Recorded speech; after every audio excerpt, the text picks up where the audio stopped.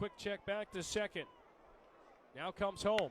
Jake Sanford! Oh my goodness! Look out, Cole Harbour! That ball is gone! Onto the rooftops in right field, and that ball was crushed by 13.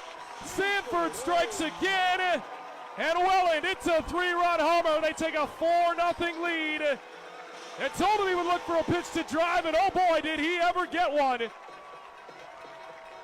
A big swing from the 3-hole, and Sanford has another one. The IBL top 50 list, Jake Sanford is number 1 on the list, so congratulations, Jake, and that's just a testament to how much people in this league think you are definitely among the best in the league, and currently the best in the league.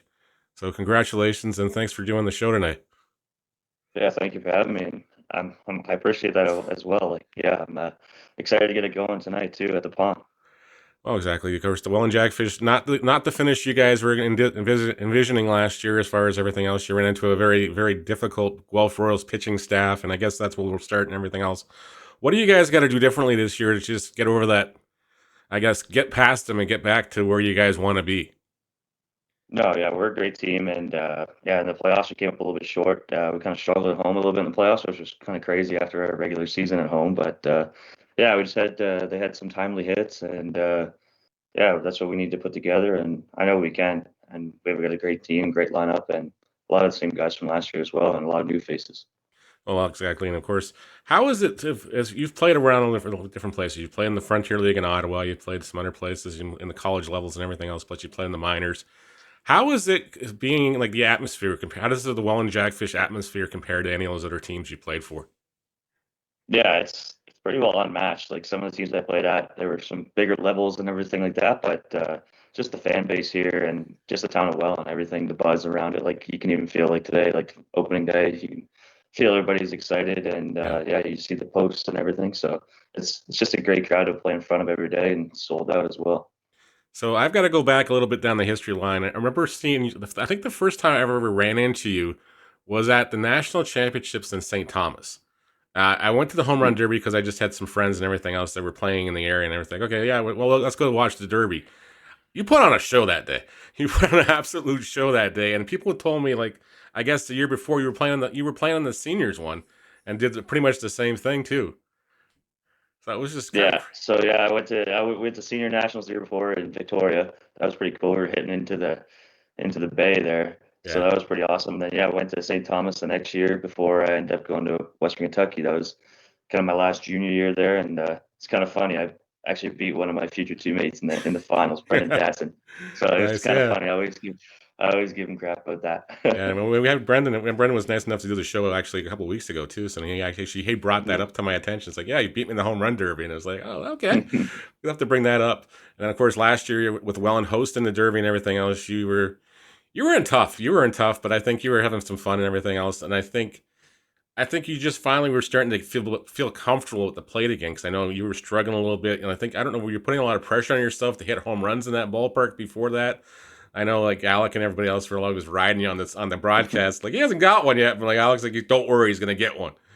And then when you hit that thing, it's an absolute. It was an absolute moonshot. I always kind of start slow. That's even like in college. I didn't have a home run for the first 2 weeks in WKU, and then I ended up hitting 17 in 1 month. So once I get going, they come in bunches for sure. So I'm just excited the other day get that first one out of the way in the exhibition game. So now it counts for real. So yeah, I had the joys of calling that one. That was fun. Yeah. So as you get ready for the season, is there anything you've done differently this off season as far as preparation goes? I know you were at home taking batting in the I guess the little diamond by your house, and almost took somebody out in the tennis court, but that was funny too. But yeah. Yeah, no, just training hard every day in the gym a bunch, just hitting and working out the facilities back home. There's a bunch of back home now. It's a bunch of guys kind of college age, so they're finally going up the ranks as well. So come home during Christmas and get live at bats through them and everything. So baseball is definitely growing out east right now, which is amazing to see. And it's kind of switching from hockey to baseball a little bit now. Yeah. So as you get in through, do you have any personal goals set for the upcoming season? Is there anything you're wanting to focus on? Anything? Hey, you did hit 393 last year. Is there anything else that you're like number wise? You're looking at, hey, I got to pump some numbers up or anything, or just I try not to focus on that. Let it come to me. Like I just got to go out there and try to play the same game every day, no matter what. If I'm in a slump or play regular, like yeah. But I'm playing some infield this year now as well. I'm yeah. I was going to ask in the starting at school game. third You were base, playing third base. I starting at was third like, base wait a today minute, what's and up with tonight as that? well. Yeah, that's nice as well. That's great though. So yeah, I haven't played third base since junior college, so it's been a while. But it makes me lock in a little bit more. In the outfield, I kind of get a little lazy out there sometimes, so makes me stay focused a little bit more in the infield. All right, so I got to ask, pitchers you don't like facing in this league, and guys you think that is there anybody this guy just seems to have a way to get me out all the time. I don't know. That's a tough question because then I'm going to face them later, and then they're probably going to hit me in the ribs.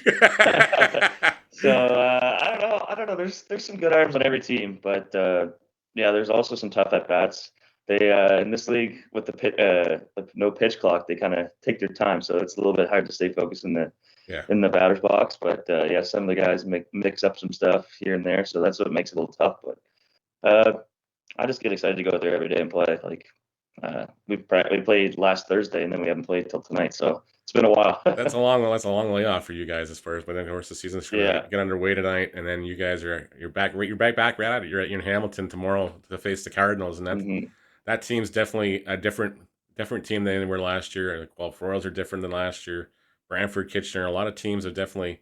I don't want to say they stepped their game up, but they definitely make a renewed commitment to finding better talent and everything else. And I think even just For sure. the time you stepped into this league and everything else, the talent level has definitely gone up surmountably. For sure, yeah. That's what I was gonna say. Yeah, the talent is way better. Like not way better, but like talent is definitely growing this year. And yeah, the teams feel like they're gonna be more evenly matched a little bit. Like it's gonna be a tough run to the playoffs. Yeah. So now, like again, we're gonna harp back on your past as far as stuff goes, and just where you've played and stuff. Where would you rate the IBL in terms of talent level, skill level? Are we now pretty much equivalent to an A team, or are we still kind of just a little bit below that still, or are we close? Yeah, I think it's close. Like I think it's kind of like low A, kind of like when I played in Tampa. It's just yeah, those guys are so like you see so many young Latin pitchers in those leagues, Yeah. 16 to 18 to 19, throwing 95 plus every day. So that's about Jeez. the only difference. It's just like yeah, the stuff like the pitching stuff is there, but it's just the velo is a little bit different. That's really the only big thing is velocity. Yeah. So Fernando Rodney's now in the league. He made his debut last night. A little shaky, but he got through it. Are you looking forward to facing him? Are you glad you don't have to face Davey? That's the other question. Well, I was away for work last week on Monday, and they were doing live AVs, and got back Wednesday for them, and he said he threw Monday because he didn't want to face me. So I don't know. So I Wait, faced some of the Davey's other actually guys, but scared yeah. of somebody to pitch in this league? Oh my No, I don't goodness! think I don't think he's scared. Oh, I think that's he's gonna just get clipped, and I I'm think gonna he was get just yelled saying at. Yeah, exactly. that. I'm gonna get clipped and yelled But at. yeah, it would be interesting to face him though. It'd be fun. But yeah, I'm excited to face him. Like I said, I faced a lot of pitchers over my years, and it's just awesome to see like the evolution of everything. Kind of like see different arms, different stuff, and everything. So yeah, I'm just ready to go. So I got to talk a little bit. I got to ask the question because it's been bugging me since I heard about it. It's just right with the Yankees and everything else, and then you walk into you walk into the clubhouse, and this guy named Judge is there, this guy named Stanton are there, and did you feel like kind of like I don't know, intimidated by them or anything else like that, or you just kind of okay, they're just an average guy, just another ball player. No, it was definitely cool. Yeah, like I got drafted the day before, and then I flew into Tampa that next day, and the clubhouse manager just dropped me off in the training room. He's like, "Oh, here you're doing your physical," and first two people I saw in there were Stanton and Judge. It was just like I Ah, don't even know if I'm supposed to be in here right now. am I in the wrong room? But Like this is yeah. And then yeah, so I did my physical, and then Judge was just kind of hanging out in the cafeteria, and we sat down.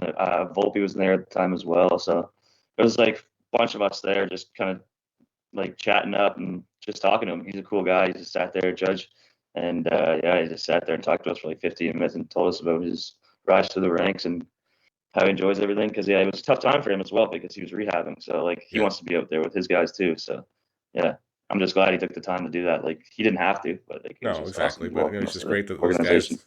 That's just that speaks to the character of those guys and everything else, and the For sure. character to yourself as well as far as what you've been doing with the younger kids in the area and everything else. Being a Canadian kid from out east, what kind of knowledge would you impart on somebody, that's got the skill level, wants to take this to that next level? What should they need to be focusing on? How can they promote themselves the best way? Because I'm finding these days scouts aren't a dime a dozen like they were before now. It's really hard to Mhm. get noticed at various levels. For sure, yeah. Like when I was going through it, the only scholarship I had was for volleyball. I didn't even have a baseball scholarship. So like I kind of went on a website and found all the coaching emails, and I sent out over 400 emails, and I only Yeah. got a couple responses because the stats don't really count back home. So now it's kind of developing a little bit more. So now they're kind of taking it into account. But yeah, it's just you have to promote yourself, like your social media, everything. Like coaches watch that stuff, so be smart on there, but post stuff that actually can help you. Because I know from stories that guys post on Twitter, and then right after the signing period, they get like 500 emails from coaching staff because of Yeah. what they post on Twitter and stuff. So yeah, just gotta be able to promote yourself, and yeah, just take quality video, and yeah, just be able to be the show that you can be a person on the field and off the field as well. Yeah. That's awesome.